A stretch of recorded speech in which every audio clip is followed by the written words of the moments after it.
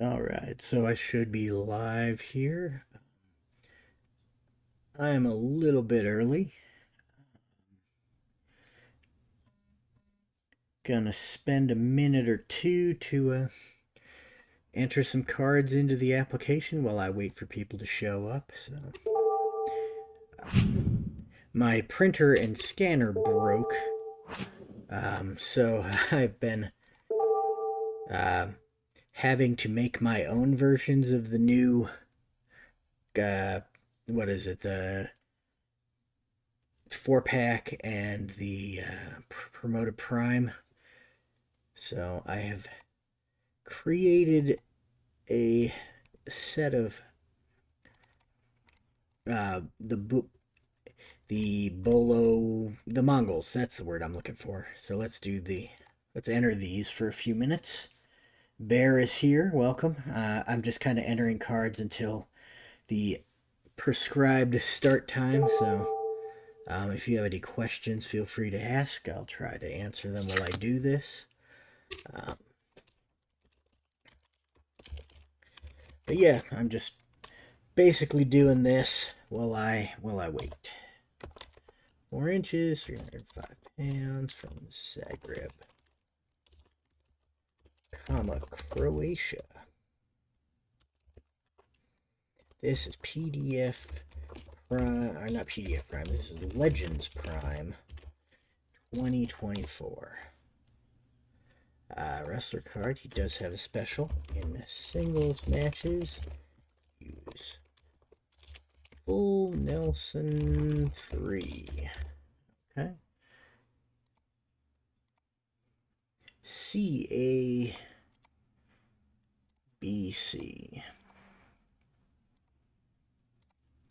5, 4, and he's got a 7-4. Yeah, I hope to get real scans of these when my new scanner shows up tomorrow, but in the meantime, I figured I could enter them, then all the data is there, and all I got to replace is the images. So, there we go. There's that. Now, let's get some moves in.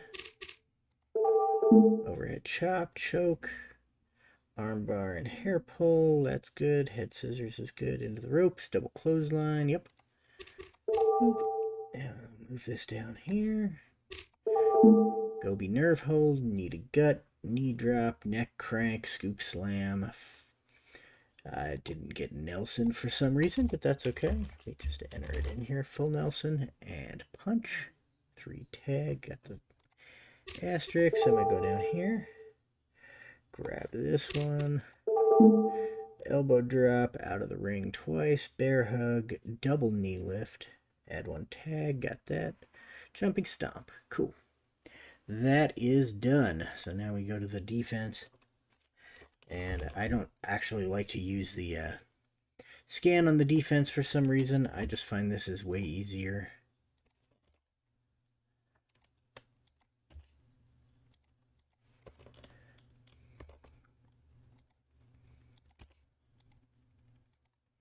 And then we got her 2 tag. And then it's Beppo again.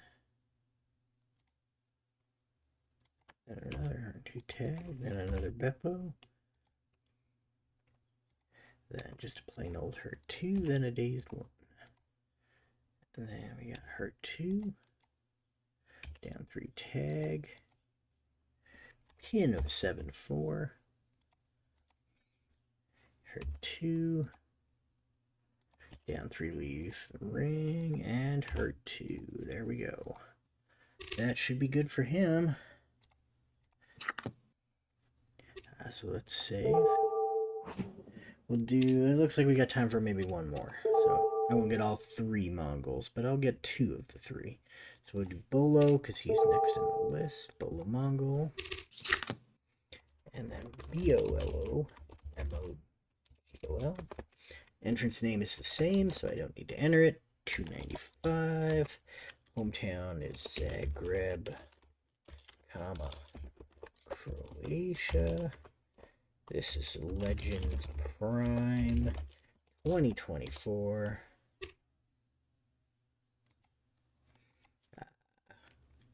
No mechanic. BCBB. BCBB. Good. DQ is 5. Cage is 4. Pin is 6-3. Done.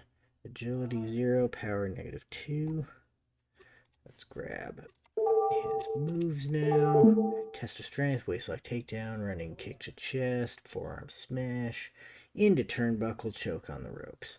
So that one's pretty easy.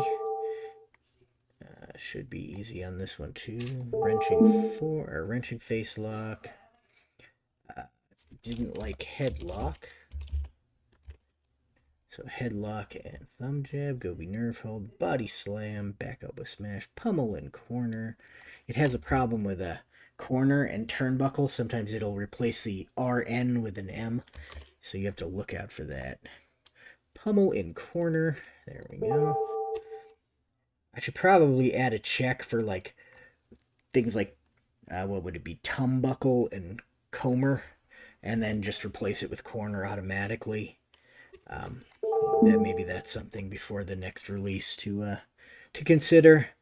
Kneeling shin choke, death jump, out of the ring, throat drop over ropes, double clothesline, and crushing bear hug. That's good. There we go. And so we've got Hurt 2, Bolo Mongol 1, Dazed 1 tag, Bolo Mongol 2, Hurt 2, and Dazed 1 tag. Come back over here. We got Bolo 1, Hurt 2 tag, Bolo Mongol 1 again, down 3, and Hurt 2 tag. Come back over here. We got Hurt 2, down 3, leave tag, or tag leave technically, pin 6-3, Hurt 2, down 3, and Hurt 2. There we go. That is the other Mongol, and we are right about on time. 2 more minutes left, so we'll save and exit that. And make sure they saved properly. They probably did. I haven't had any issues with card saving for me. Legends Prime. There we go. Yeah. They are there. Bolo and Beepo Mongol. Rated 27 for Beepo and 20 for Bolo. That's not too bad. The ratings are based on the RAL rating system, but not quite the same. Oh shit, I forgot to change it over. You guys didn't get to see any of that. I just was talking. I apologize. I thought that I had switched over to the right scene, but I had not, so. Anyway, now we're on the right scene.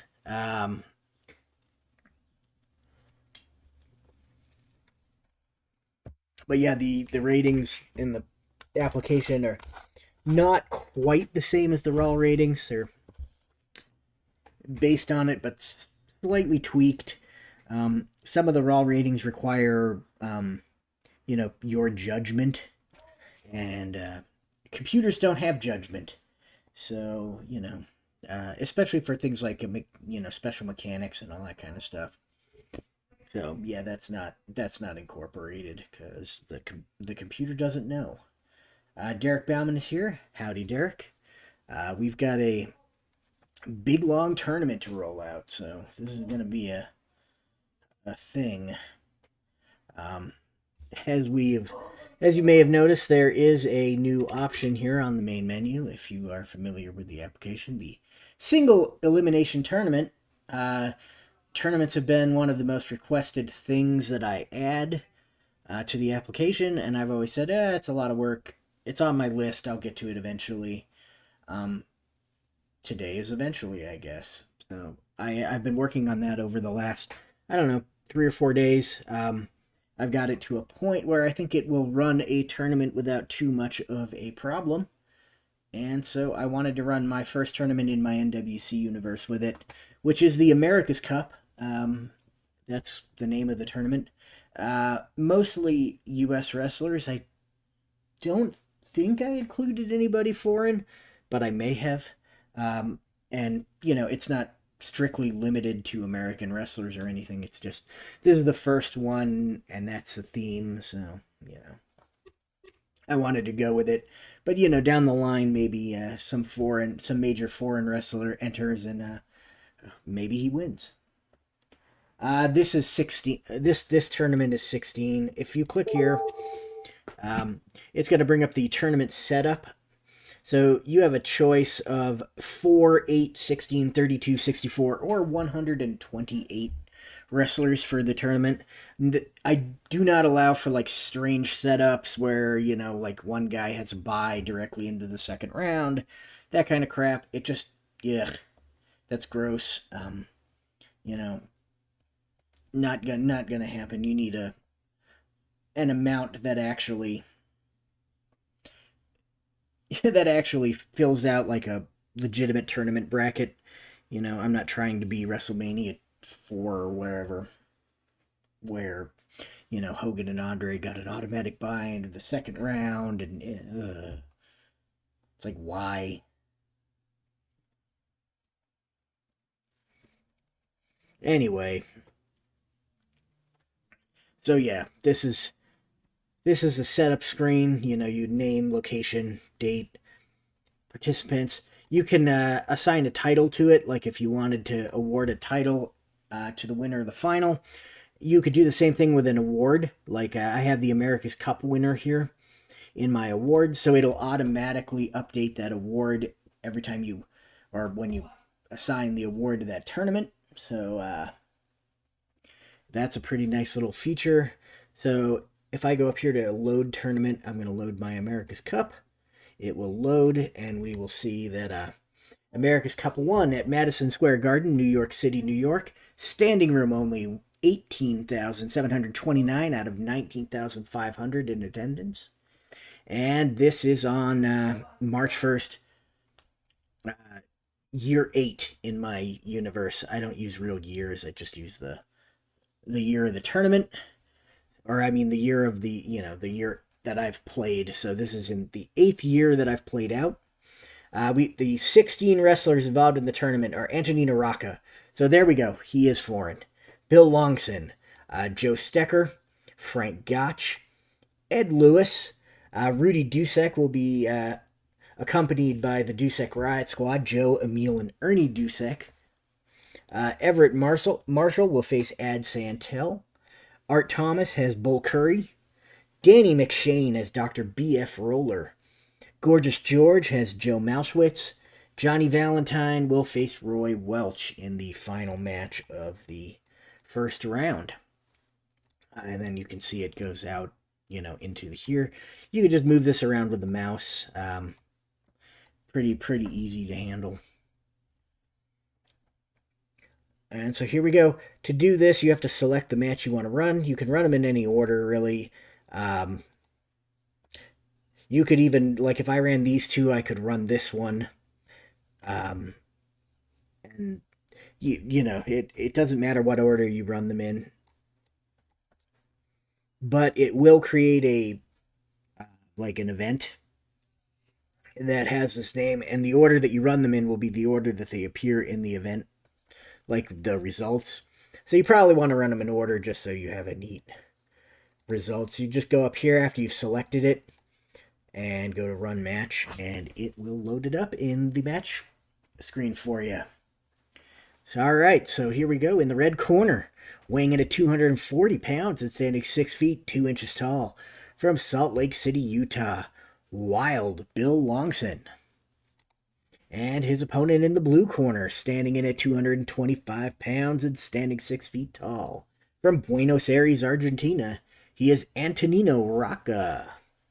And the two men meet up in the center of the ring. And it looks like it's Longson who wins that lockup. And Longson grabs Rocca and Beal tosses him across the ring. Rocca's hurt. And Longson backs him into the turnbuckle. This is a choice move. So he's going to do it. Rocca's got a B turnbuckle. So he backs him into the turnbuckle. And kind of hip tosses him out of the turnbuckle. Raka hits hard. Longson still in control. Longson backs him back into the corner and begins to choke him. Raka can't fight out, and Longson continues to choke him, and the referee finally steps in, breaks it up. Then Longson goes back to the choke after breaking for the ref. Antonino Rocca this time, though, able to kind of scramble away. And Rocca with a rolling single leg on Bill Longson. Longson avoids that, grabs Rocca by the hair and tries to take him down. That is going to work. Longson is definitely the more powerful of the two, but Rocca able to kind of position himself so he lands on his knees there and gets back up quickly and is on the attack. Rocca grabs an arm bar, jumps up, tries to head scissors Longson. That's going to work, as Rocca's the more agile of the two men. Longson able to remain standing as Rocca head scissors him and then just kind of throws him off. Rocca hits hard. Longson grabs him in a headlock, drags him over to the ropes, and rakes his eyes on the ropes. Antonino Rocca is down. He's not going to roll out of the ring. Rocca's a good babyface wrestler. And Longson goes for a toe hold. Rocca counters the toe hold. Rocca handstand, gonna grab him in the head scissors and throw Longson around. This one actually works. Longson hits the mat hard. And Rocca grabs him in a crushing body scissors. Bill Longson is hurt. And Rocca continues to apply pressure on those body scissors.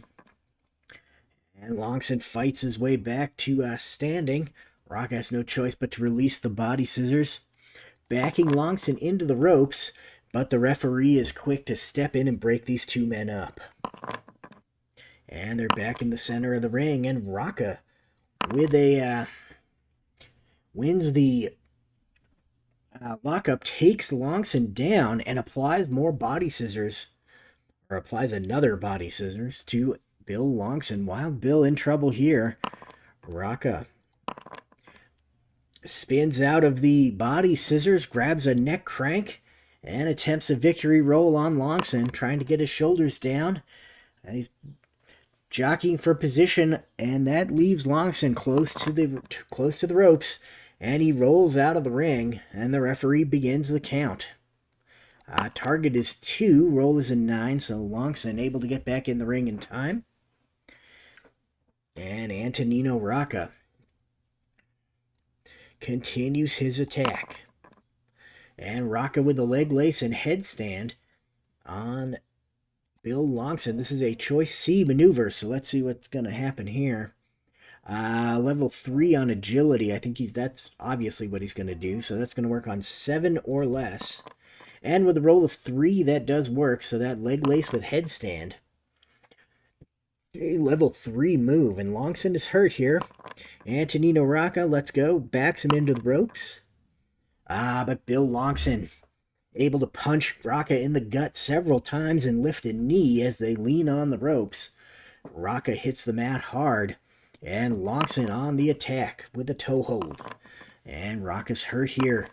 And Longson moves from the toe hold, grabs the arm, and applies a top wrist lock on Antonino Rocca. Rocca counters that wrist lock with a monkey flip. And Longson is dazed here. He's not sure how that happened.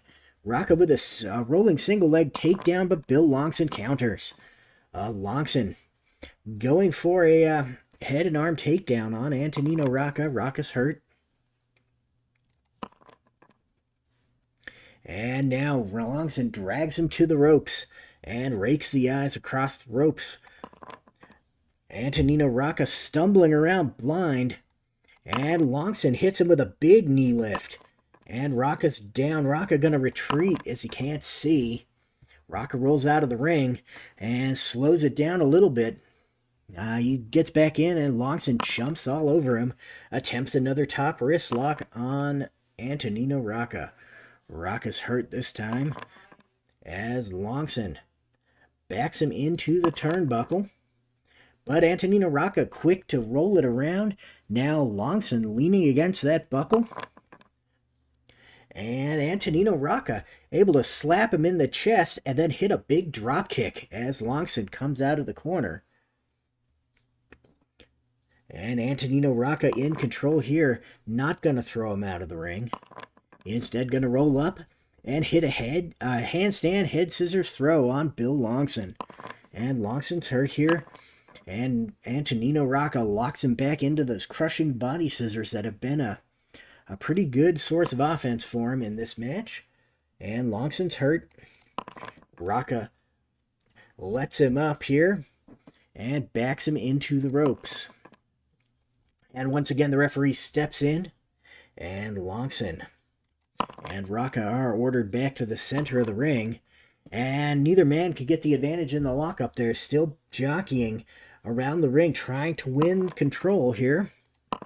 And it's Antonino Rocca who finally wins the lockup and applies his Argentine backbreaker on Bill Longson.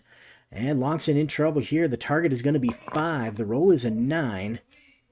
So Antonino Rocca able to kick out, no, that's the wrong thing. Antonino Rocca applies that Argentine backbreaker, but Bill Longson able to kick out. And Longson in trouble here as Rocca goes to the top rope for a death jump. And Longson is up and trying to throw Rocca off the top. Better agility rating, that's going to be Antonino Rocca by a long shot. So Rocca shoves Longson back to the mat with his feet and then jumps off with a flying drop kick and catches Longson solid. And Rocca applies another Argentine backbreaker on Bill Longson. Target is going to be 6. Roll is an 8, so Bill Longson's still in this, but Antonino Rocca is in control. Another Argentine backbreaker, still applying the pressure here. Target is going to be 7. Roll is a 5, so that's going to do it. And Bill Longson has been eliminated from this tournament by Antonino Rocca. Here's the thing about tournaments. You have to record the match in order for it to advance. So we're going to say yes. It's going to stick it in America's Cup 1, which is the name of the tournament. Rocca beat Bill Longson with an Argentine. That's spelled right. Yep. Backbreaker.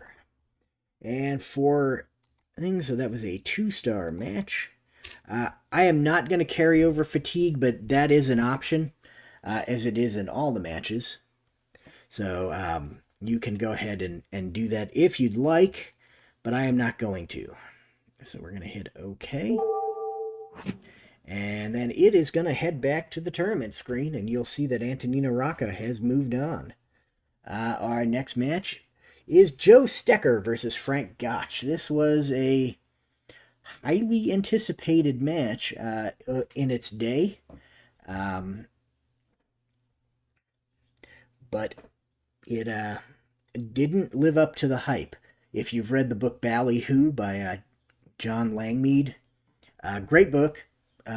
Definitely highly recommend it if you're interested in wrestling history. It basically is a history of early wrestling as well as a biography of Jack Curley. If you're unfamiliar with Jack Curley, he is one of the early promoters. Really an important guy, kind of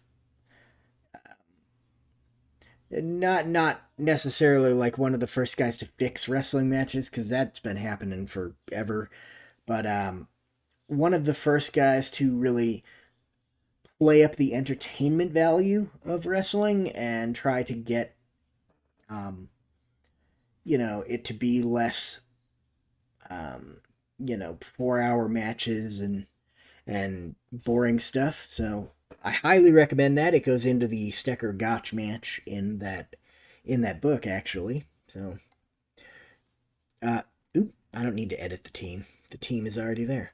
But yeah, so if you click the edit wrestlers thing, you can add things to the corner. You've got your normal stuff here. It is not visual like the other stuff. It's just a list. You can add wrestlers or managers. So that's how that works, but we're going to go here, and then we're going to go run match. That's what we want to do.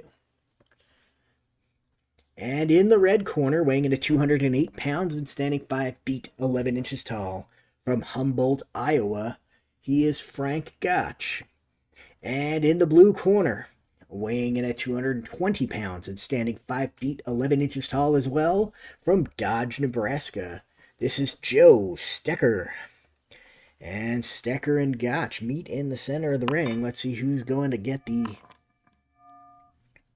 win here. It is going to be Stecker. Stecker starts off with a crotch lift and half Nelson. This is a power move, and he does have the power, so that will work.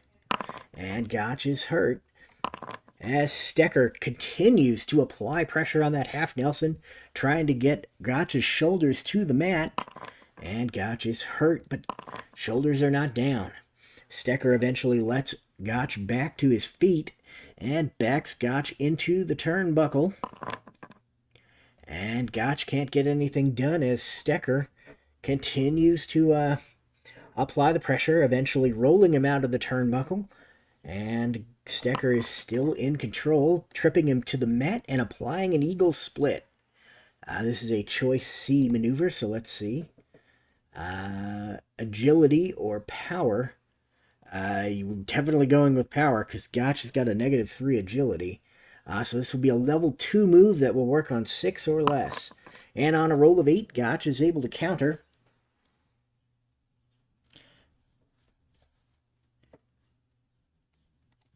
And we've got a series of punches. This is also a choice C, so same options here. Level 3 move on agility. That's going to be 4 or 5. Ooh, that's rough. So 5 or less, I guess.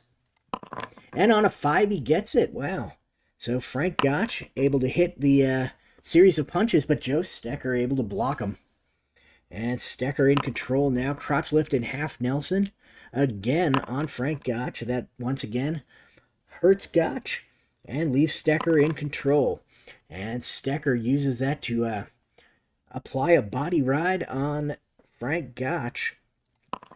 These two men wrestling it up. Gotch is hurt. And once again, that eagle split. This is going to be a level 2 move on 6 or lower.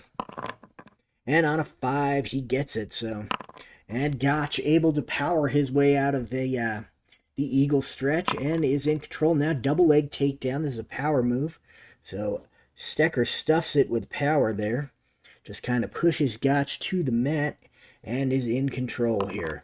Once again, the eagle split. This is a level 2 move on 6 or less. And on a roll of 8, Gotch able to roll out. And he rolls out and applies a crossface and takes him down with a crossface and armbar. Joe Stecker in trouble. Stecker's hurt. And Gotch with a big Iowa backdrop. And that's going to leave Stecker down. Stecker not going to roll out of the ring. Stecker's a fighting wrestler. He's just going to stay in and hope he can fight back. And a reverse Nelson by Frank Gotch. This is an add 1 maneuver, so maybe he should have rolled out of the ring. And here we go. Gotch has him down after that reverse Nelson. Shoulders are down. Target is going to be 3. Roll is a 3. So just like that, in a surprise reverse Nelson pin, Frank Gotch has ended this one against Joe Stecker. Reverse Nelson. Helps if I spell that right. That's going to be... he would have earned another fatigue, so that's a 1-star match. We're not carrying over fatigue, so we'll hit OK. Mark Bain says, yeah, I'm going to be hitting that edit match button a lot, wanting to run the match. I will probably add I'll probably move this up so that it is even with that, and then down here I'll add a run match button so you don't have to come up here and do this, because I do that a lot as well. So, and if I'm doing it a lot, it means that design is fairly poor. I honestly may set that up so that it becomes run match once wrestlers are added, and I'll add the edit up to the match options. as well as the run match, so you have both in both places, if that makes sense.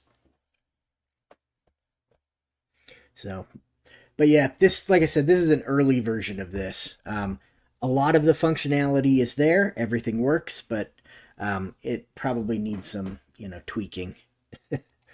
All right. So Ed Lewis is our next bout. Ed Lewis will be facing Rudy Dusek, and of course Dusek has the Dusek Riot Squad in his corner, and I did it again as we talk. So, here we go in the red corner, accompanied by the Dusek Riot Squad, weighing in at 214 pounds and standing 5 feet 9 inches tall, from Omaha, Nebraska. He is Rudy Dusek. And in the blue corner, weighing 236 pounds and standing 5 feet 10 inches tall, from Louisville, Kentucky, Strangler Ed Lewis. And Lewis and Dusek lock up in the center of the ring, and neither man can get the upper hand. Both men jockeying for position, trying to out wrestle the other, and it's Rudy Dusek surprisingly taking control of the match on level 2 as they tied in the first roll. And Dusek blasts Lewis with a big forearm smash, and that's going to hurt Lewis. Rudy Dusek with a step over toe hold, and Ed Lewis says nope and takes control, grabs a front chancery on Rudy Dusek, and Dusek says no, and Dusek powers out and grabs a headlock, tries to throw him. He does not have the power, so that will not work. Ed Lewis takes control, grapevines him, and throws him to the mat. And Rudy Dusek is dazed as Lewis attempts a foot sweep. This is an agility move. They are tied, so that will work. And Dusek once again dazed, so Lewis's foot sweep doesn't take him down, but does throw him off balance.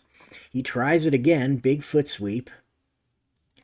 And Dusek again, not going down, but this time he jumps out of the way of the sweep and takes control, grabbing a grinding headlock on Ed Lewis. And Lewis is hurt here as Dusek lets go of the headlock and throws a big drop kick. And that connects with Lewis as he staggers around. And Dusek continues his attack, trying once again to trip him down and apply a step over toe hold. And once again, Ed Lewis says no. And Lewis back up, jackknife arm scissors on Rudy Dusek. And Dusek is hurt here. And Lewis grabs a double wrist lock. This move is painful, and it takes Rudy Dusek to the mat, trying to pin his shoulders to the mat. And Lewis grabs a strangler's headlock on Rudy Dusek. And Dusek in trouble here. We're going to see... what's the Dusek Riot Squad stuff? Okay, that's only when he's...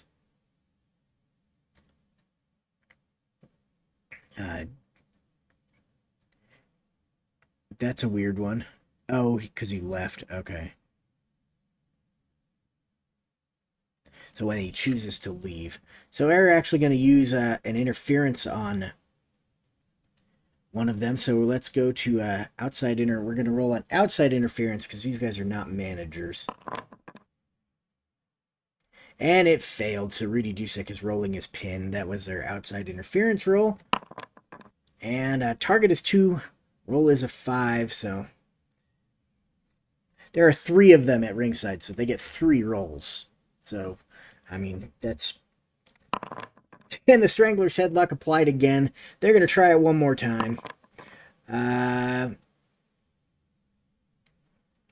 it works this time. Ally attack. Add 1 to the opponent's pin rating and roll disqualification. So Lewis has got 1 now as the Duseks wail on him. And roll DQ. So we're going to roll DQ. He is not disqualified. Oh, no, DQ 8. So, yeah, the roll is a 7. So there is a disqualification. And so Ed Lewis wins by DQ, which, unsurprising with the Duseks. That's kind of how that works. So Ed Lewis wins by DQ when the Riot Squad. We'll put Dusek there, since that's actually the name of them. When the Dusek Riot Squad jumped Lewis when he locked on the Strangler's headlock.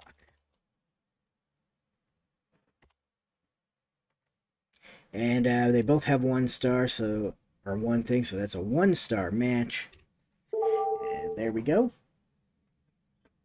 And just in case you're wondering, this does support buys.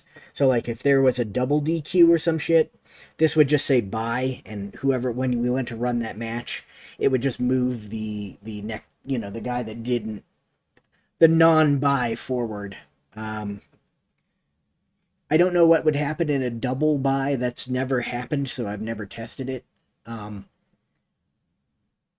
would imagine it would just move a buy forward, but I might have to set that up so that definitely happens. I like I said, I haven't encountered that and haven't tested for it, so.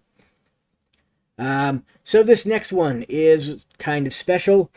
I haven't announced this week's cards for my Bootlegs of Wrestling, the Spring 2024 set. And so I'm announcing these 2 right now. We have got new cards for both Everett Marshall and Ad Santel, which you'll be able to see here in a second. I have done it again, so yes, that definitely needs to be changed. We're going to go run match. And as you can see, we've got brand new cards for Everett Marshall and Ad Santel. In the red corner, weighing in at 185 pounds and standing 5 feet 9 inches tall, from Oakland, California, this is Ad Santel. And his opponent in the blue corner, weighing in at 225 pounds and standing 5 feet 11 inches tall, from La Junta, Colorado, not California. This is Everett Marshall. And Marshall and Santel, new cards.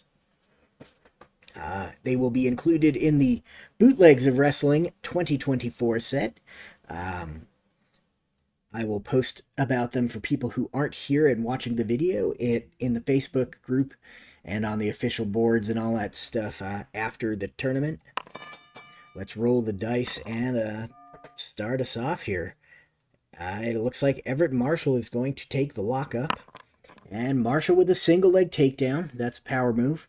And they are even in both power and agility, so none of these denotations matter in this match. And so that is going to work. Santel is hurt. Everett Marshall with headlock and punches. That is going to hurt Ad Santel. Everett Marshall now grabs a cross-face hammerlock on Ad Santel. Santel is down. Marshall trying to pin those shoulders to the mat. And an arm scissors and with the leg. This is a choice F maneuver. Power rating is the lesser of the 2, so that's what we're going to use. So this will be a level 3 move. He needs a 6 or lower to get it. And he gets a try, still trying to get those shoulders down here with an arm scissors with the leg. And Santel able to avoid that. He's hurt. Marshall lets him up and then scoops him with a body slam and plants him on the mat. And then goes for the cover. Ad Santel being pinned here. Target is 3, roll is a 6, so Santel able to kick out. As Everett Marshall continues his attack with some big forearm blows on Santel. And Santel's down, he's not going to leave the ring. And Everett Marshall waits for him to get back up and then blasts him with some more forearm blows. And then he's going to go for the cover after Santel falls to the mat. After those vicious forearms, target is going to be 4. Roll is a 6. So once again, Santel able to kick out. And now Everett Marshall going to throw him from the ring. And the referee did not like that. The referee says that that's unsportsmanlike and may disqualify Everett Marshall. And he does. Everett Marshall is disqualified for unsportsmanlike conduct when he purposely threw Santel from the ring. So that is Santel over Everett Marshall by DQ when Marshall threw Santel from the ring.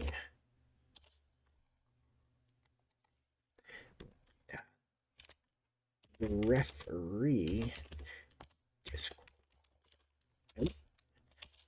disqualified Marshall for unsportsmanlike, yeah, that's right, conduct when he threw, or when Marshall, pronouns, pal. Marshall threw Santel from the ring. There we go. That is enough that when I go back and read this, I'll know exactly what happened. I'd say that was a dud, to be totally honest. That was not a great match. But you did get to see the new cards, so that's good. Like I said, they will be included in the Bootlegs of Wrestling 2024 set. Well, spring 2024. And moving on now, we've got Art Thomas and Wild Bull Curry. Art Thomas, a superpower guy, big hulking guy. And of course, Wild Bull Curry is wild. So let's see what happens in this one.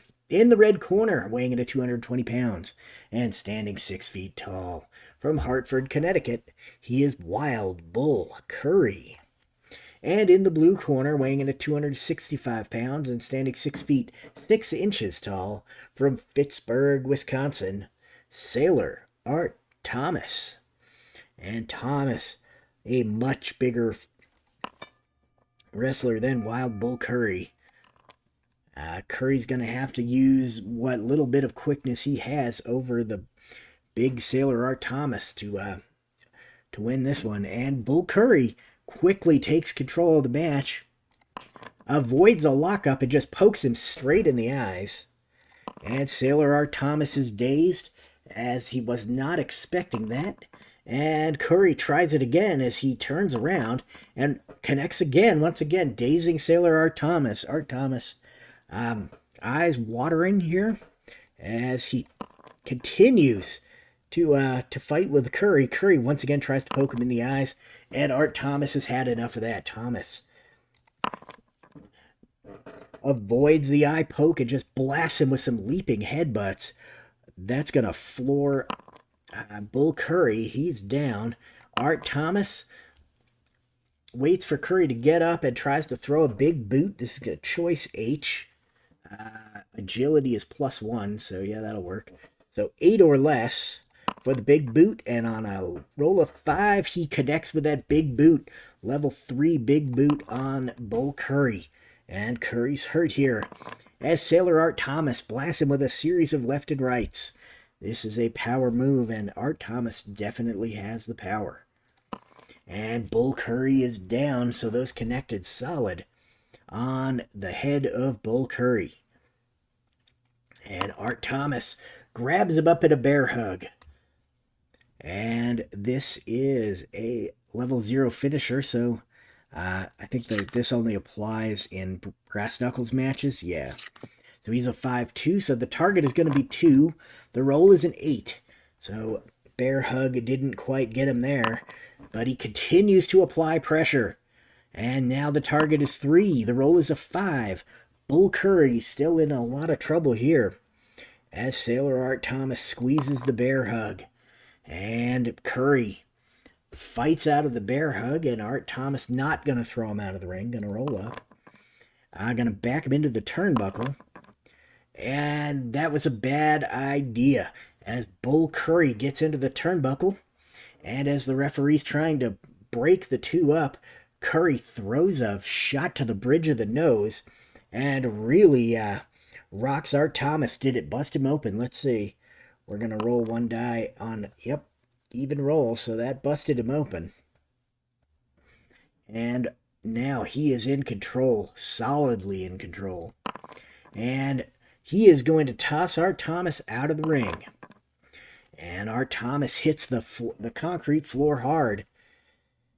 And he's rolling count out. Target is going to be 3. Roll is a 12, so Art Thomas is mad. He's back in. But Bull Curry jumps all over him and starts choking him on the ropes as he gets back in the ring. And Art Thomas is down. Bull Curry's in control here. And Curry grabs a chair from ringside and smashes Art Thomas with it. This should be a disqualification. I need to fix that. So let's add the 1, and then we're going to roll DQ. He is not disqualified. And now Art Thomas rolling on level 3 defense. And that chair smash really connected hard on him. And he is down.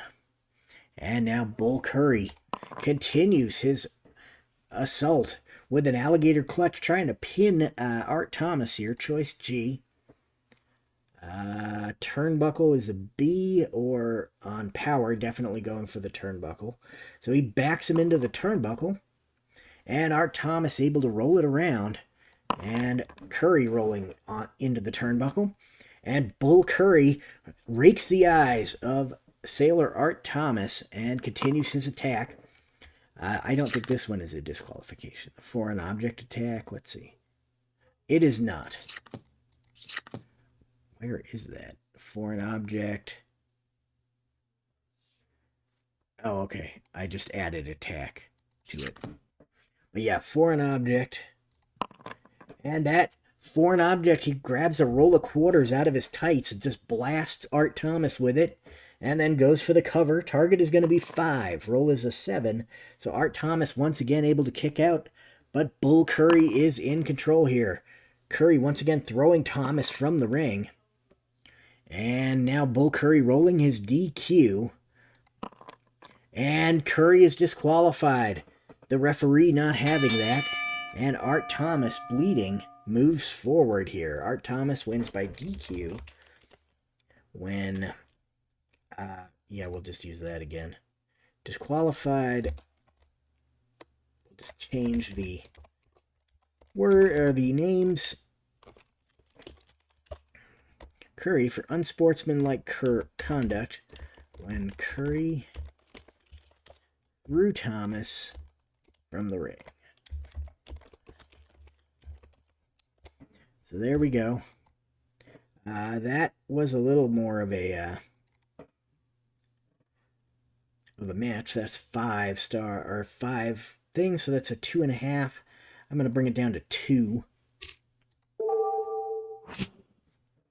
That seems like a more fair assessment of that match. And here we go. Danny McShane versus Dr. B.F. Roller. Ben Roller. I did it again. Good Lord. Definitely shitty design. If I've done it that many times. I need to fix that pronto. In the red corner, weighing in at 215 pounds and standing 6 feet tall, from Seattle, Washington, this is Dr. Ben Roller. And in the blue corner, weighing 205 pounds and standing 5 feet 11 inches tall, from Little Rock, Arkansas, he is Irish Danny McShane. And McShane and Roller lock up in the middle of the ring.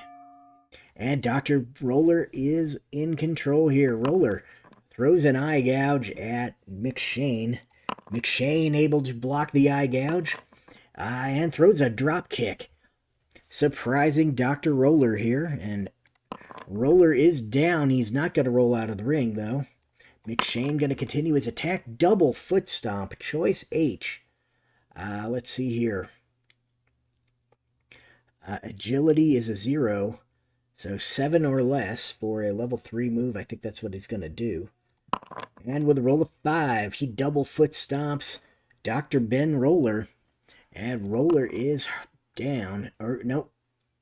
Yeah, that's right. I should be rolling on level 3 defense. And Roller's hurt. And now, Danny McShane, side headlock takedown on Dr. Ben Roller. Roller's hurt. Another side headlock takedown, just rolling him around the ring with side headlocks. But Roller able to pop himself out, and McShane is scooped up with a body slam, but able to scoot out the back. And he's in control now, grabbing another side headlock and taking Roller to the mat. And Roller's hurt here as he stands back up. And McShane attempts to put his shoulders down with a rolling cradle. And he does so. And Roller is in a pinning predicament here. Target is 3. Roll is a 4. So Ben Roller Barely able to kick out, but he manages to do so. And now, Danny McShane with a big pile driver. I think this is only if he's bleeding. Yeah, if Danny McShane is bleeding, increase finisher strength by 1. And so he's not bleeding, so that is just a +1 finisher. So the target is 5 here, and the roll is a 6. So once again, Ben Roller able to kick out of the pile driver, but McShane in control here. McShane is mad, grabbing Roller by the back of the head, bringing him over to the turnbuckle, and just slamming him multiple times into the turnbuckle. And that leaves Dr. Ben Roller down. And once again, turnbuckle slams. This time, Ben Roller able to counter it, and Dr. Roller with an eye gouge on Danny McShane. McShane is dazed here as the rakes the eyes, and McShane is tearing up here. Roller scoops him up with an airplane spin, discombobulates him, tries to slam him back down, but McShane lands on his feet, kind of disoriented from the spinning, but otherwise okay. And Dr. Roller tries a diving single leg takedown. This is an agility move. They are tied, so that will work. So the diving single leg is stuffed by McShane. And McShane grabs Roller, snap mares him, and Roller is hurt. And McShane once again tries for that rolling cradle, trying to get the shoulders down. Can't do it, but it leaves Roller on the mat as McShane continues his attack. Roller stands up, but is met with a giant uppercut by Danny McShane, and that connects solidly. And Roller's hurt. McShane grabs him side headlock, tries to throw him to the mat again, and is successful. McShane waits for him to get up and tries for that rolling cradle again. And once again, Roller able to keep his shoulders off the mat, but not able to stay off the mat himself. And McShane gonna throw Ben Roller from the ring. And McShane does it in a way where the referee doesn't think that it's intentional. Roller hits the concrete hard. Could be counted out here. Target is going to be 5. Roll is a 10, so Dr. Ben Roller able to get back in the ring in time. And McShane is on the attack. McShane grabs him with an octopus leg breaker. This is a level 0 finisher, so target is going to be 6. Roll is a 7, so Dr. Ben Roller able to avoid giving up to the octopus leg breaker. But McShane continues to hold on to it and apply more pressure. Target is going to be 7 this time, and the roll is a 4. So Danny McShane just absolutely dominated that one, and is your winner. Danny McShane beat Dr. BF Roller with an octopus leg breaker. That's going to be a 2.5-star match. And we move on to the next match in the tournament. Here we go. We've got Gorgeous George versus Joe Malschwitz. And I did it again. Holy crap, you think I'd learn? Every time. And in the red corner, weighing 210 pounds and standing 5 feet, 11 inches tall, from Utica, New York, he is the Utica Panther, Joe Malschwitz. And in the blue corner, weighing in at 220 pounds and standing 5 feet 9 inches tall, from Hollywood, California, he is accompanied by his valet, Cherie Dupree. This is Gorgeous George. And George and Malschwitz in control here, or locking up, not in control. And Malschwitz, I think this was a 3, yep. Malschwitz is in control of the match after the initial lockup. Grabs a side headlock, choice C, agility or power, so this is going to be power, 7 or less. And with a roll of 9, he grabs that side headlock, but Gorgeous George able to counter it. George tries for a snap mare on Malschwitz, and he is dazed as he hits the mat but stands back up quickly. And Gorgeous George waits for him to get up, throws drop kicks at him. That is an agility move that will also work. And Malschwitz able to move out of the way, so Gorgeous George hits nothing. And this is Mousewitz on the attack here, backing George into the ropes. And the opponent rolls on level 2 offense, so Gorgeous George couldn't get anything done. Mousewitz arm drags him off the ropes into the center of the ring and continues the attack. And applies a hammerlock as they get back to their feet and wrenches it until George hits the mat again. And Gorgeous George is dazed. Mousewitz moves from the hammerlock to a front face lock and tries to throw him. And he does have the power advantage, so that will work. And George is hurt here. Mousewitz again applies that hammerlock, tries to take him down. Does so as George is hurt, using that hammerlock as leverage to back him into the ropes. The referee steps in, breaks the hammerlock, tells him to step back out, and the two meet in the center of the ring. And this time it's Gorgeous George taking on the lockup and applying a hammerlock of his own. This is a choice F maneuver, so let's see. Power, it doesn't matter, they're both the same. So 5 or less for a level 3 hammerlock. And Mousewitz knows the counter to the hammerlock, easily escapes, and is on the attack. Mousewitz grabs a waistlock on Gorgeous George and slams him to the mat. George is hurt. And once again, waits for him to get up, grabs the waistlock again, and slams him to the mat. Just showing that he can throw George around at will. George is down, and Mousewitz applies a chicken wing. George can't do much with it. And he swings out of the chicken wing, grabs a toe hold and a face lock on Gorgeous George. This is a +1 maneuver, so we'll add 1, and he's rolling his pin. Cherie Dupuis not going to interfere quite yet. Target is 4, roll is an 8. So George gets another point of fatigue, and Joe Mousewitz continues to apply pressure on that toe hold and face lock. This time, Cherie Dupuis will attempt a manager interference here. So we're going to roll on manager interference. Oh no. So Cherie Dupuis comes in, grabs the hair of Joe Mousewitz, tries to pull him off. The referee sends Dupuis off to the back. And does avoid the pin attempt. But Mousewitz still in control here. And Gorgeous George is in a lot of trouble. Not going to throw him out of the ring. That's not the kind of guy Mousewitz is.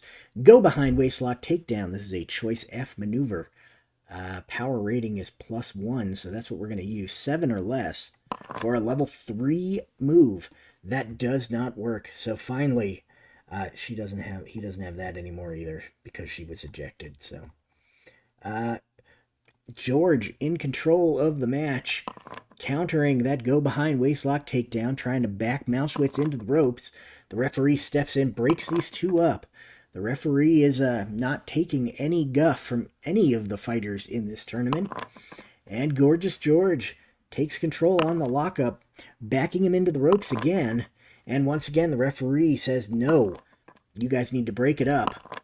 And Joe Mousewitz in control this time, backing him into the turnbuckle.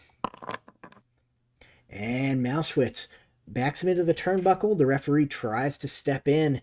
Mousewitz uses it as an opportunity to pick the leg and take George down. And George gets back up, and Mousewitz moves in, waist lock and slam on Gorgeous George. George is hurt here as he backs him into the ropes. And once again, the referee steps in and says, no, we're not doing this. And Mousewitz wins the lockup. Choice F maneuver. We're going to go for the level 7 or level 3 move. That'll work on 7 or less, and it does work. So George is down. Joe Mousewitz not going to throw him out of the ring.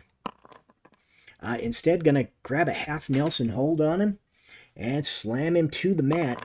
Gorgeous George is hurt here. Joe Mousewitz in control. Backs him into the turnbuckle. And Mousewitz lifts a couple of knees before the referee can get there. Gorgeous George is doubled over. Malschwitz takes him down and applies a toe hold.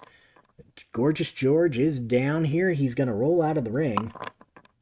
And he is still in a lot of pain from those knees and that toe hold. He could be counted out. Target is 6. Roll is a 3, so Gorgeous George heads to the back to meet his manager, Cherie Dupree. He's not even going to try to get back in the ring. And that's going to end this one. Joe Malschwitz wins by countout as Gorgeous George abandons the match. Countout then. Georg, George, leaves the ringside area and abandons the match. There we go.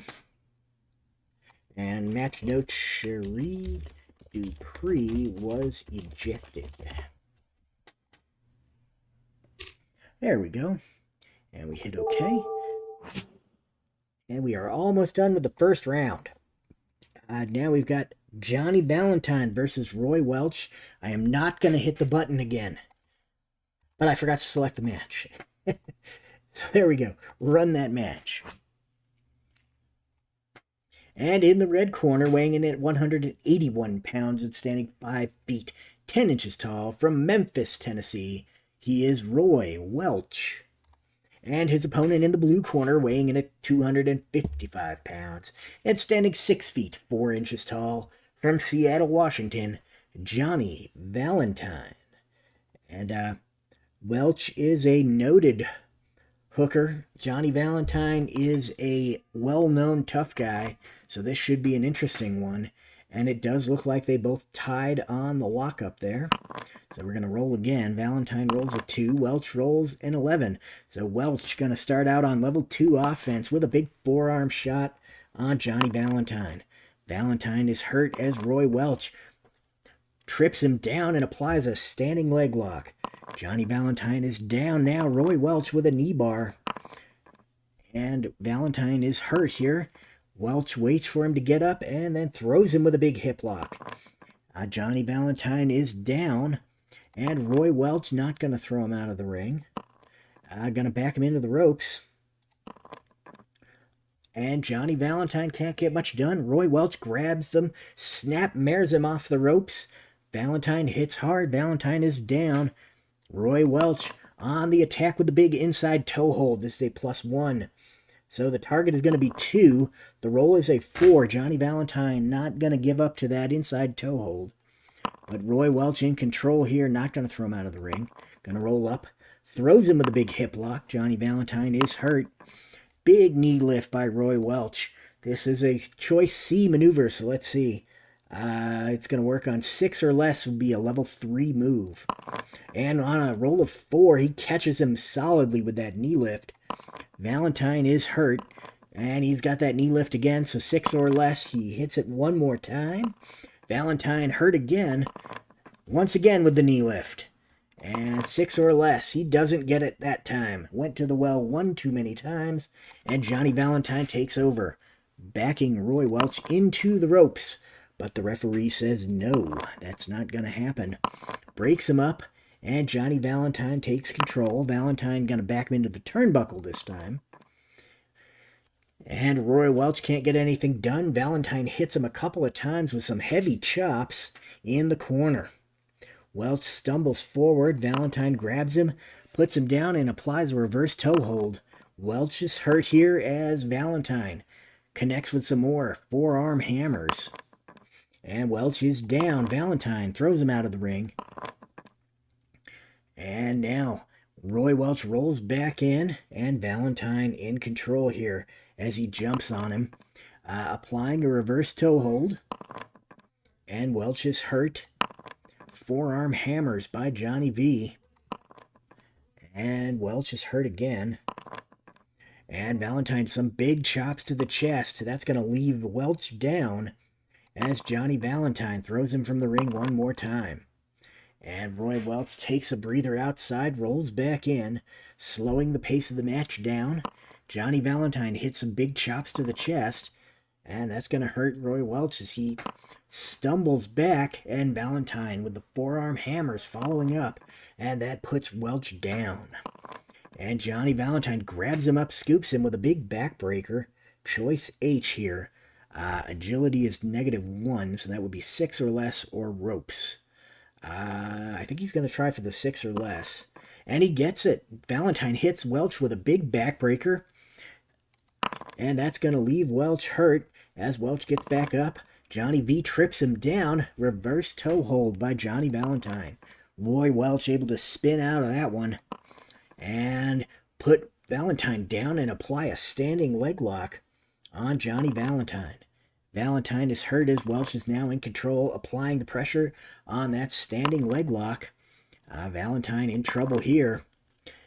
Able to kick out of the standing leg lock. Bounces Welch off the ropes as he kicks him off, and Welch comes charging forward with a running shoulder tackle. This is going to be, let's see here, agility. That's 0, so that will work. So 7 or less here. And on a roll of 8, it just doesn't happen. And Johnny Valentine able to avoid that running shoulder tackle by chopping him in the chest as he comes off the ropes. And Roy Welch is put down by that big chop to the chest. Valentine goes for the cover.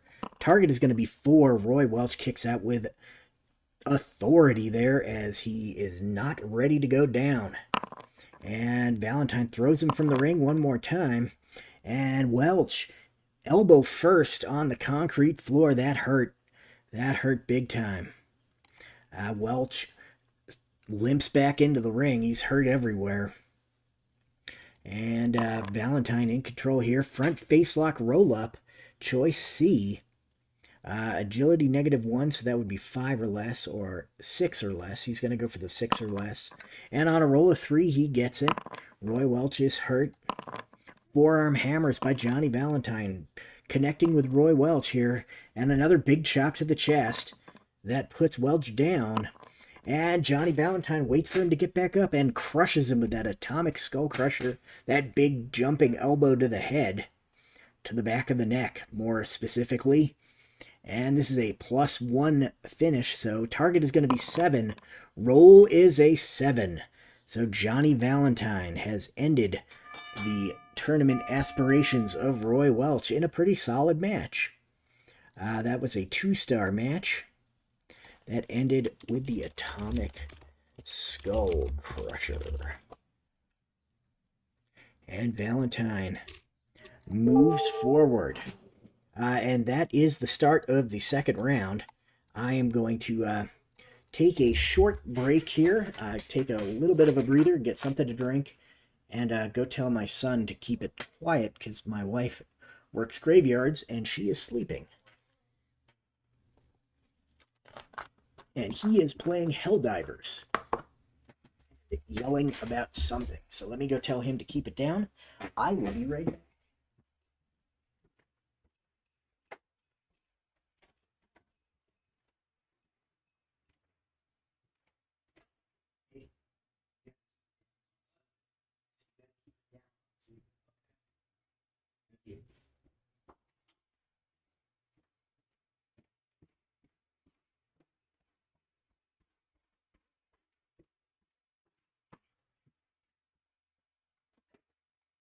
Bear 805 says, excellent tournament so far.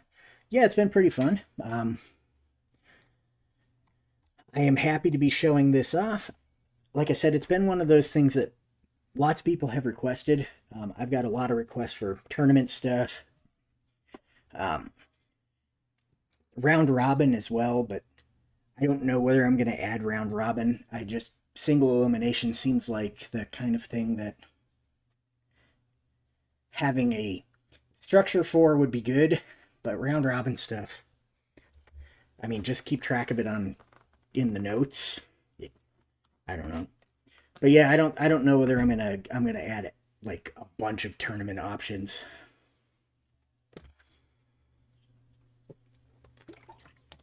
I think single elimination is probably the most common, and it's definitely the one that most people ask for.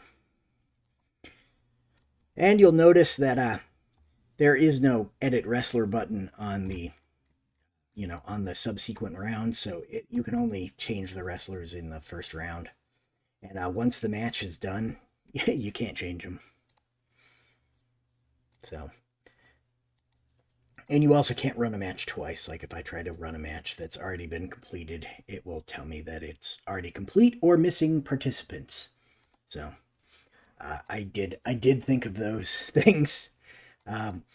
Sometimes you can't take that for granted. Sometimes the simplest stuff you end up overlooking. So,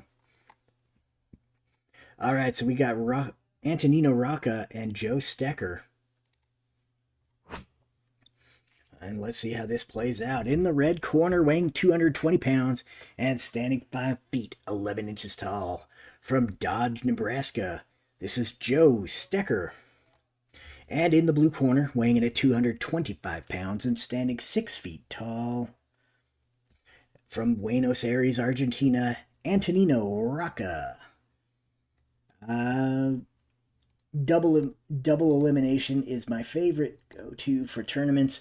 What is that? That's the one where you have like 2 tournament brackets essentially, and the loser populates the second bracket, and then the winner of the winner tournament faces the winner of the loser tournament to decide the overall champion. Is that how the double elimination works, or is it something else? You'll have to let me know. All right, so these 2 men lock up in the center of the ring, and neither man can get the advantage here. They're still jockeying for control, and Stecher takes it. Stecher applies a half Nelson on Antonino Rocca. And Rocca's down. He's not going to leave the ring. That's not the kind of fighter Rocca is. And Stecher not going to throw him out of the ring. Stecher going to grab an arm lock and body block on Antonino Rocca. Rocca's hurt here. And Stecher backing him into the turnbuckle. And Antonino Rocca able to spin it around, counter that one. And we can't have 2 counters in a row, so let's do that. And Stecher can't get anything done. Rocca able to slap him in the face several times with his feet in the corner. Stecher is a little upset. The fans are going crazy for it, though. Stecher makes a mistake coming out because he's all worked up. Rocca able to trip him down with a drop toe hold and then jump up and climb the ropes. And not that one, this one, death jump. And Stecher gets back up as Rocca comes off with a big flying drop kick. And that hits. And Rocca goes for the cover. Target is going to be 2. Roll is a 9. So Joe Stecher able to kick out Antonino Rocca in control. Once again climbing to the top rope. And coming off with another big flying drop kick. And this time he puts him down, but Stecher's too close to the ropes to go for a cover. And Antonino Rocca is in control here. Leg lace with headstand. Choice C. Agility is -2, so that would work on 4. Or level 2, power would work on 5. So we're going to go for the level 2, 5 or less. And on a roll of 7, he doesn't get it. So the leg lace with headstand is countered by Joe Stecher. And Stecher goes for a takedown and body ride on Antonino Rocca. Rocca is a little bit of a wrestler, so he avoids that with a big monkey flip. And Stecher lands on his feet off the monkey flip and then pushes Rocca into the ropes. And Rocca can't get much done. The referee steps in, breaks the 2 up. Stecher quick to move back in and take control again, though. Moving in with a takedown and body ride on Antonino Rocca. And that hurts Rocca. And Stecher grabs a half Nelson. And Rocca's hurt. And he's using that half Nelson to control him back into the turnbuckle. And Rocca able to spin it around. And he slaps him in the face once again with the sole of his feet. And Stecker is kind of upset. Rocca in control here, backing Stecker into the ropes. And Rocca rolls him off the ropes with a big monkey flip. And Rocca in control here. And Rocca grabs him up with an Argentine backbreaker. And this is how he ended the last match. Target is going to be 5. Roll is at 8, so Stecker able to kick out. Or not submit, I guess, technically. Flying head scissors by Antonino Rocca. And that's got him hurt. Handstand and head scissor throw. And he throws him to the mat, and he's going for the cover. And the target is going to be 4. The roll is an 11, so Joe Stecker once again able to kick out. And Rocca with an Argentine backbreaker again. Target is going to be 7. Roll is a 12.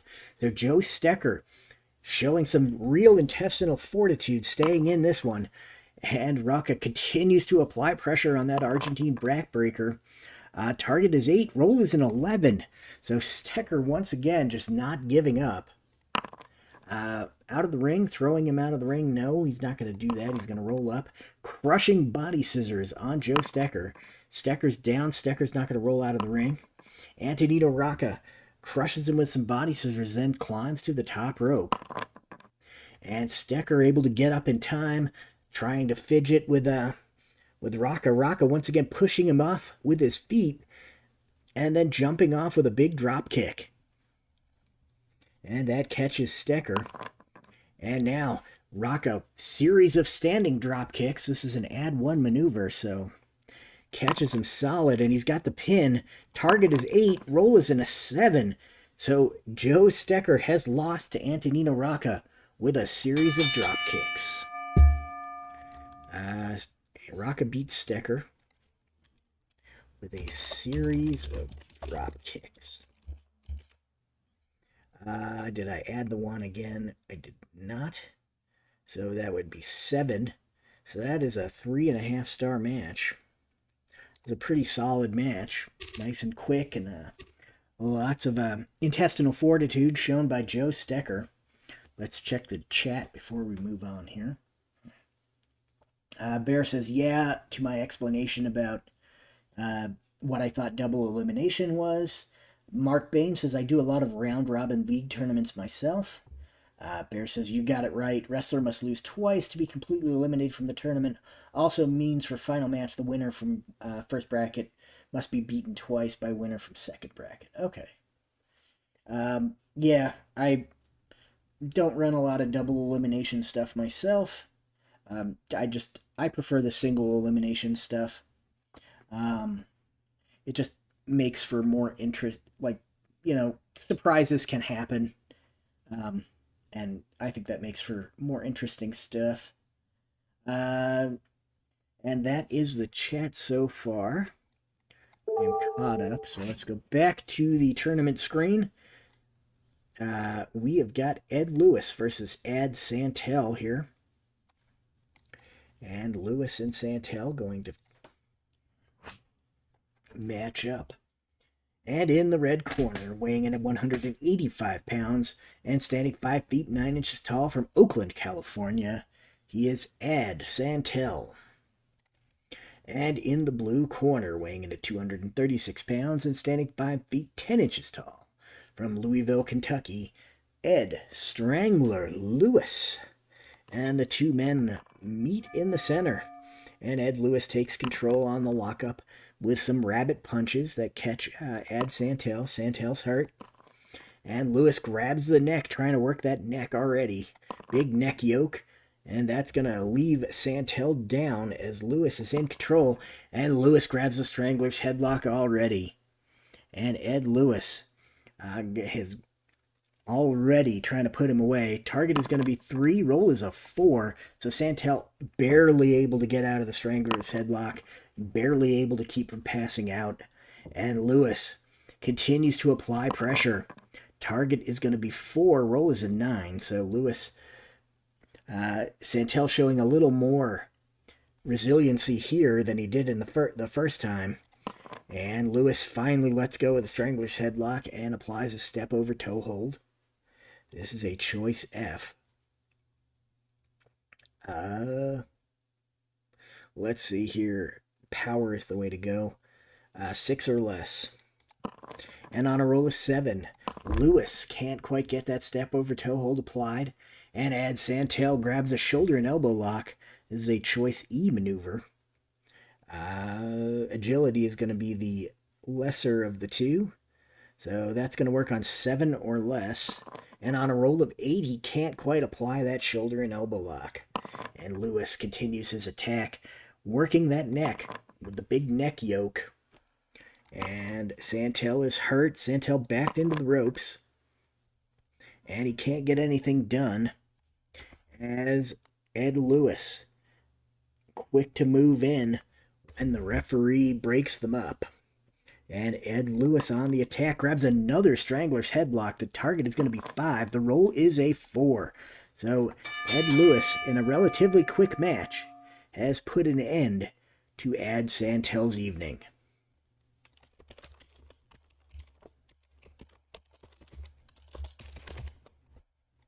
Strangler's headlock.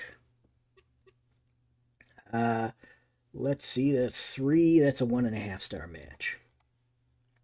Sounds about right. Wasn't quite a squash. So Antonino Rocca and Ed Lewis in the first of the semi-final matches. And now we're moving on to Art Thomas versus Danny McShane. And in the red corner, weighing in at 205 pounds and standing 5 feet 11 inches tall, from Little Rock, Arkansas, he is Irish, Danny McShane. And in the blue corner, weighing in at 265 pounds and standing 6 feet 6 inches tall, from Fitchburg, Wisconsin, Sailor Art Thomas. And Thomas and McShane lock up in the center of the ring. And it is Art Thomas who takes control here. Thomas with a big back elbow. That is an agility move, so that's not going to work. McShane able to duck under the back elbow. Take him down and apply a figure 4 head scissors. Art Thomas is being squeezed here by McShane. He's hurt. McShane waits for him to get up and then tries to throw a kick to the midsection. That's an agility. Level 3 will work on agility, so that's going to be 8 or less. And on a roll of 5, he gets it, so he solidly boots him in the midsection. Thomas is hurt. McShane applies that figure 4 head scissors again, but this time Art Thomas powers his way out of it. Thomas waits for him to get up and drops him with some big leaping headbutts. McShane is hurt here. As he gets back to his feet, Art Thomas backs him into the turnbuckle. And Danny McShane able to turn it around with a couple of quick blows to the ribs of Art Thomas. And McShane grabs a side headlock and takes him to the mat. Art Thomas able to counter that, though. Grabs him up with a big press slam. That's going to work. He does have the power advantage. And slams him to the mat and then goes for the cover. Target is 3. Roll is a 3. So on the first pin of the match, Art Thomas has eliminated Danny McShane. That was not how I was expecting that to go. That was a press slam. That was kind of a dud there. Half a star. I'm not gonna even bother with that. That was a dud. But Art Thomas moves on into the semifinals. And he's going to be facing either Joe Malschwitz or Johnny Valentine. So let's run this one.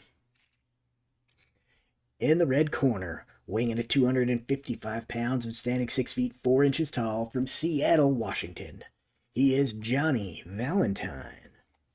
And in the blue corner, weighing in at 210 pounds and standing 5 feet 11 inches tall, from Utica, New York, the Utica Panther, Joe Malschwitz. And these two lock up in the center of the ring. And it's Malschwitz who wins the lockup. Malschwitz grabs the leg and takes Valentine down. Valentine able to kick him off quickly, though, and get back to his feet. Grabs a headlock on Malschwitz and is able to apply some pressure on him. Malschwitz is dazed here. Valentine crushes him with a knee lift out of that headlock. And Mauschwitz is dazed as he stumbles around the ring. Johnny Valentine scoops him up and power slams him down to the mat with a big body slam. And Mauschwitz pops back up like no one's business and grabs a front face lock and tries to throw Johnny Valentine. Valentine is too strong, though, able to push Mauschwitz off with ease and catch him with a big forearm hammer. That hammer slams into Mauschwitz. Mauschwitz is dazed and stumbling around the ring, hurt. And Valentine backs him into the ropes.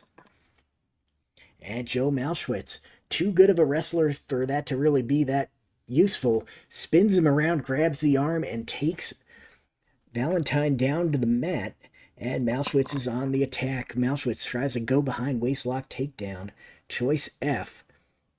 Power, that's not going to be very good for Valentine here. Agility, so 6 or less. And on a roll of 11, Valentine avoids the go behind waistlock takedown. Mauschwitz tries to go behind. Valentine grabs the arm, stops him from going behind, and applies a standing arm lock. Joe Mauschwitz is hurt. Valentine. Why did I roll on defense there? Valentine rolling on offense. Clubs him with some forearm hammers. And those catch Mauschwitz solidly. Mauschwitz is down on the mat. And Valentine goes for the pin. Target is 2, roll is a 6, so Mauschwitz kicks out. Valentine throws Mauschwitz out of the ring. And the referee not having that. And once again, the referee ends what could be a solid match in a disqualification for unsportsmanlike conduct when Valentine throws Mauschwitz out of the ring. So here we go. Mauschwitz has won the match by DQ when the referee disqualified Valentine.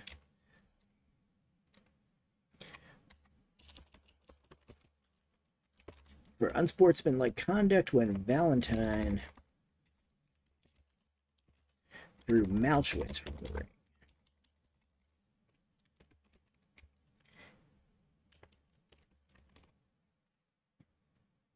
All right, and that was definitely a dud of a match. And we've got our semifinal set. It's going to be Antonino Rocca versus Ed Strangler Lewis and Art Thomas versus Joe Mauschwitz. So here we go, semifinal round here. Running the match. And Ed Strangler Lewis in the red corner, weighing in at 236 pounds and standing 5 feet 10 inches tall. And in the blue corner, weighing in at 225 pounds and standing 6 feet tall, he is Antonino Rocca. And Rocca and Lewis lock up in the center of the ring. Lewis able to win the lockup with some rabbit punches on Antonino Rocca. Rocca blocks him. Rocca with a roundhouse forearm. That's a power move. He does not have the power, so Lewis puts his arms up, blocks that, and catches Rocca with a double wrist lock. And that's going to be something that Rocca has to worry about as they're in the center of the ring. There's nowhere to go. Double wrist lock applied. This is a painful hold. Target is going to be 2, roll is an 11, so Rocca able to kick out as Lewis moves from the double wrist lock to the Strangler's headlock. Target is going to be 3, roll is a 9, so can't get him there. And Lewis breaks it and applies a step over toe hold. Let's see, agility or power, definitely the power. 6 or less. And on a roll of 11, he can't get it. Rocca's monkey flips him over that step over toe hold and is in control now. Lewis is hurt as Antonino Rocca applies a crushing body scissors on Ed Lewis. And Lewis in the center of the ring, nowhere to go. Rocca trying to roll his shoulders onto the mat while applying the pressure on the body scissors. Target is going to be 2, roll is a 7, so Lewis able to avoid being pinned there. But Rocca is in control. Rocca lets go and jumps up as Lewis gets to his feet with a big flying head scissors. And that puts Lewis down. Lewis is hurt as Rocca backs him into the ropes.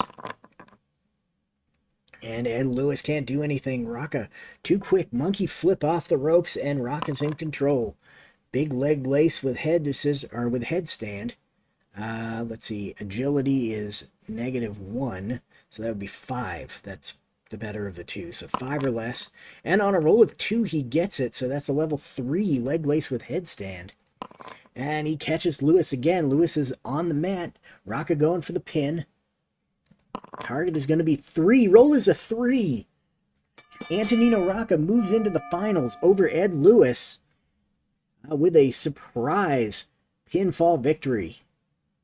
That was a leg lace with headstand.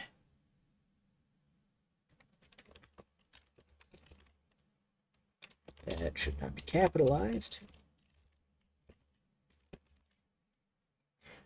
And Lewis had 2.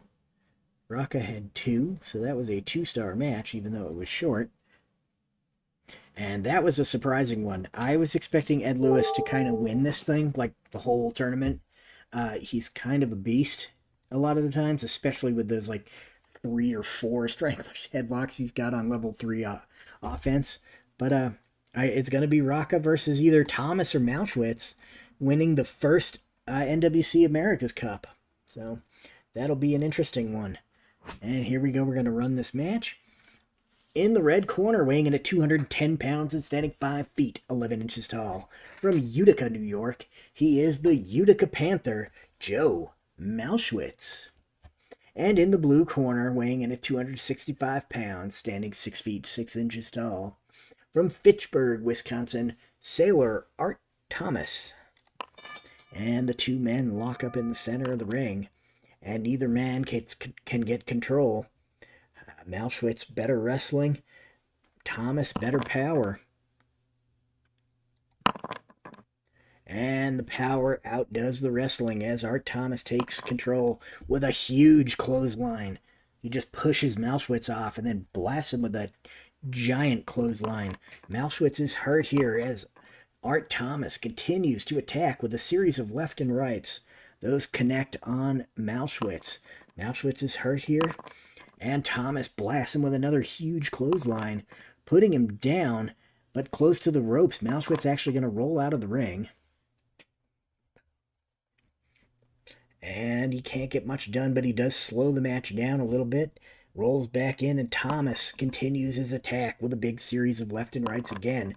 Those don't connect as solidly as Thomas had hoped, and Mauschwitz is just dazed. But he grabs him up and press slams him. Let's see if this press slam will end the night of Joe Mauschwitz. Mauschwitz able to withstand that press slam as he's slammed to the mat, and he is able to get back to his feet, but he's clearly hurt. Thomas throws some leaping headbutts his way, and those connect. And Mauschwitz is hurt. Another huge clothesline by Art Thomas. Thomas really going to town on Joe Mauschwitz here. Mauschwitz is hurt. And Art Thomas stomping on Joe Mauschwitz. And Mauschwitz catches the foot, spins out, grabs an arm bar, and takes Thomas to the mat. And Thomas is down. Mauschwitz spins back to the toe hold. Can't do much with it, though. And Thomas is down. The toe hold is applied, trying to get the pressure on it. Can't do it. Moves into a double wrist lock on Art Thomas. Thomas in trouble here. Thomas is hurt. Mauschwitz goes for a go-behind waistlock takedown. This has not been a very successful move for him this tournament, but maybe it'll work here. Agility is +2, so that's going to be 8 or less. And that succeeds with authority as that go-behind waistlock takedown takes Art Thomas to the mat. Thomas is hurt as Mauschwitz applies a hammerlock. And Thomas, once again, hurt. Mauschwitz can't quite take him down, but the hammerlock is applied.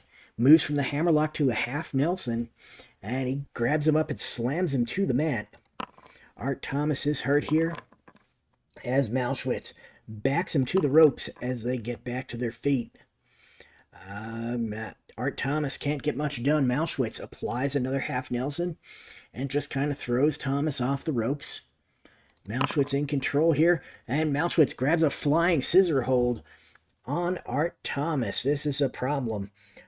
Thomas in danger here. Target is going to be 5, as this is a level 2 finisher. Roll is a 6, so Thomas able to avoid being pinned in the flying scissor hold. And Mauschwitz has to let it go and apply a chicken wing on Sailor Art Thomas. Thomas is down, not going to roll out of the ring.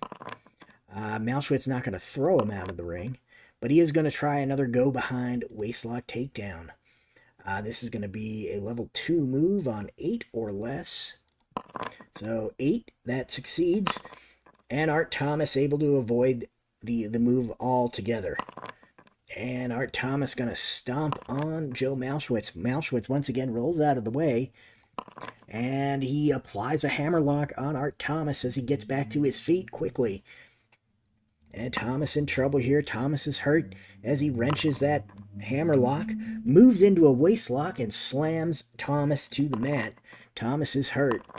And once again, he's trying that go behind waistlock takedown. This will be 8 or less, and he gets it. And Art Thomas able to avoid it this time. And Thomas takes control, blasting Mauschwitz with a huge clothesline as he turns around after Mauschwitz gets the go behind. And that connects solidly, and Mauschwitz is down. Thomas goes for the cover. And the target is 2. The roll is a 9. Mauschwitz in trouble here. Art Thomas applying pressure here as he grabs up the bear hug, trying to squeeze the wind out of Joe Mauschwitz. Target is 3. Roll is a 5. So Joe Mauschwitz not giving up yet as he continues to apply pressure on that bear hug. Target is 4. Roll is an 11. So Mauschwitz still not giving up as Art Thomas continues to apply pressure on the bear hug. Target is 5. Roll is a 5. So that does it. Art Thomas squeezing him with the bear hug for an unreasonable amount of time.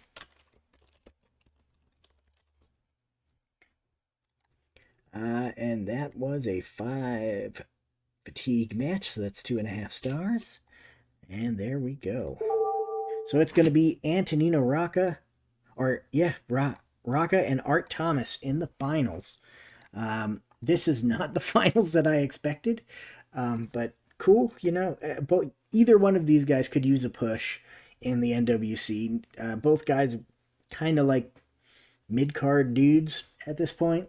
So this could really get their career started if they manage to win this. And in the red corner, weighing in at 265 pounds, is standing 6 feet, 6 inches tall from Pittsburgh, Wisconsin. He is Sailor Art Thomas. And in the blue corner, weighing 225 pounds and standing 6 feet tall, from Buenos Aires, Argentina, he is Antonino Rocca.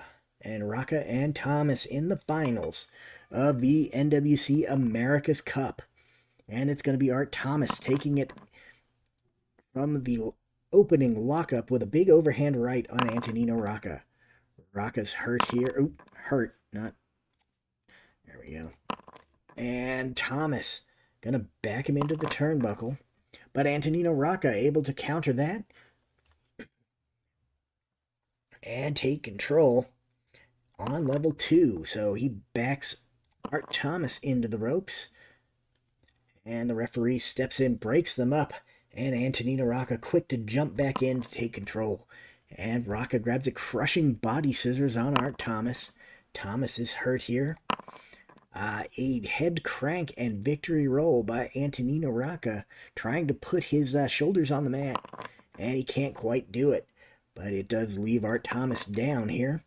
And leg lace with headstand. He won his last match against Ed Lewis with this. So let's see what it does against Sailor Art Thomas. Agility +2. So 8 or less. And on a 7, he gets it. So leg lace with headstand. That's going to leave Thomas down as Antonino Rocca waits for him to stand back up. And then he starts throwing drop kicks left and right at Sailor Art Thomas. That's an add 1 maneuver, so we're going to add 1 fatigue. Roll on level 3. And those drop kicks put Art Thomas down. He's got the pin here. Target is 4, roll is an 11. So Art Thomas in trouble here as Antonino Rocca continues to attack Art Thomas. Series of drop kicks again. Let's add one, so we're going to add one and roll.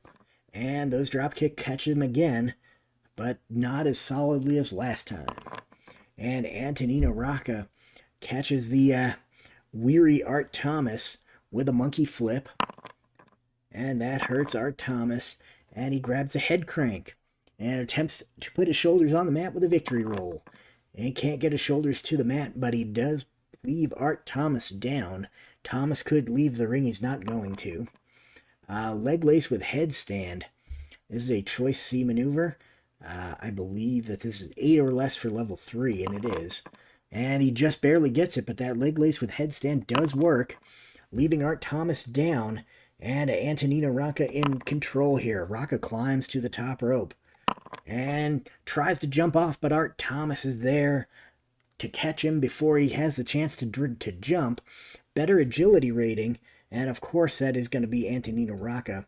Rocca, once again, throwing him or pushing him back with his feet, and then jumping off with that top rope drop kick, and that's going to leave him down. And Antonino Rocca in control here.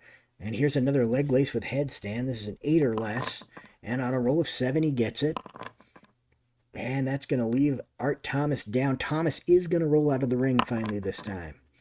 And Antonino Rocca actually comes out to get him. There is no, I'm going to say that there's no count out, no disqualifications in the final, because that's silly. So they are brawling on the outside of the ring. There's no count out, but each guy gets a fatigue for where they would have rolled count out. The wrestler with the better ring rating, and that's actually going to be Antonino Rocca. So Rocca takes over on level 3 here, and he applies the Argentine backbreaker as they get back in the ring. So he wins that brawl, throws Art Thomas back in the ring, and applies that Argentine backbreaker.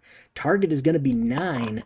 Roll is an 11, so Art Thomas able to use his power to not submit to that Argentine backbreaker. Once again, that leg lace with headstand. Target is 8. Roll is a 7, so he gets it. And he's got a pin again. That leg lace with headstand could win him the whole tournament. And it does, as the target was 8 and the roll was a 6. So here we go. Antonino Rocca has just won the NWC America's Cup with a leg lace and headstand. That was, let's see, 6, 7, so 3.5 stars. And Antonino Rocca wins the first NWC America's Cup. And here we go. And of course, we've got the tournament winner here, NWC America's Cup winner, Antonino Rocca. So it'll display this for you when you win. It's always the same one. It just makes it easy for me because it has like I can easily fit the text into the nameplate thing. If I allowed for custom ones, that wouldn't happen. So always the same trophy when you win the tournament, but you know, it's just like a congratulations screen essentially. So there we go. Antonino Rocca has won. I'm going to go ahead and save this so it's basically done. There we go. Save successfully. And if we go back to the main menu here, it should have automatically updated my... this is the first time I've tried this, by the way. But it should have, if I go to my award history, it should have automatically added my... No, it did not. So I'll need to fix that, because it should have automatically added him here. But it decided it wasn't going to, so I'll just update it. This is Antonino Rocca. Yeah, that looks like it's spelled right. He beat Art Thomas in the files. And that was March 1st of year 8. And we're going to update the info, and we're going to edit the info. So there we go. But yeah, it should have added that automatically. Apparently that's not working correctly, and I'll have to fix that. But minor thing. I know it does work with titles. I played with the title stuff, but I didn't play with the award stuff. I just assumed that since the title stuff was working, the award stuff would work. And, you know, clearly it doesn't. So yeah, the other thing that I added that I don't think was in the last thing is at the Q&A for March, Grant asked if we could track fatigue, and I said, well, maybe. So what I did is I added a fatigue tracker. So like if we go to Antonina Rocca, let's go down here, Antonina Rocca, where are you at? It will tell you how much fatigue he has, and it will just continue. It'll add to it automatically. And this is total accumulated fatigue in the universe that you're currently in. So it doesn't carry over between universes or anything. Let's see, Art Thomas. He's going to be even below Rocca as me because his name is Art. Thomas also has 12 accumulated fatigue. But yeah, so I added that. You can set them. You can also, I allowed for you to add like alternate names. So like if a wrestler has 2 names, like, I don't know, Bad News Brown and Bad News Allen, if you give fatigue to Bad News Brown, Bad News Allen will also get that fatigue. It just makes sense. And you don't have to connect them. So like if you've got guys, like some people will play where Patriot, Del Wilkes, and the Trooper are like just completely separate entities. You don't have to connect them because this only really applies to the fatigue stuff. So there's no reason to connect them if you just don't want, if you don't want it to automatically apply to all his, all the wrestlers' different, what's the word I'm looking for? They're different personas. I also changed the settings screen. I felt like it was getting difficult to add settings to it. So I just did this. This is much easier in my opinion. But yeah. So here we go. That's just kind of how it works. You just click on the thing and it in and out, all that kind of nice stuff. Well, that's pretty much it for me. I'm fine with answering questions or whatever if you want. If anybody has any, or taking suggestions based on what you saw today. If you're here and have a suggestion about tournament mode, I'd love to hear it. You can let me know, and I'll hang out for a couple of minutes here, and because the timing is the chat is always a little bit behind where the video is, so if I don't hang out for a little bit, I may miss them. But yeah. So any suggestions, any questions, any concerns, that kind of thing. Like I said, I'm not sure that I'm going to add, like if your suggestion is add double elimination or add league play or whatever, it's on the list of things that I might get to at some point. But I'm not entirely sure that when or if that will come to fruition. So, but anything else, I am open to hearing. Clearly, I need to fix a couple of things, like that stupid edit match button that always confuses you, like it's a run match button. So yeah, I'll work on that. We'll get that all sorted out.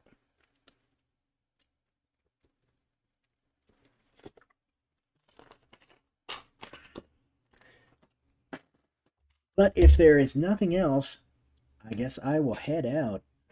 And thank you for joining me on this Sunday afternoon, or Sunday morning, I guess, depending on where you're at. And I will catch you later. Have a good one.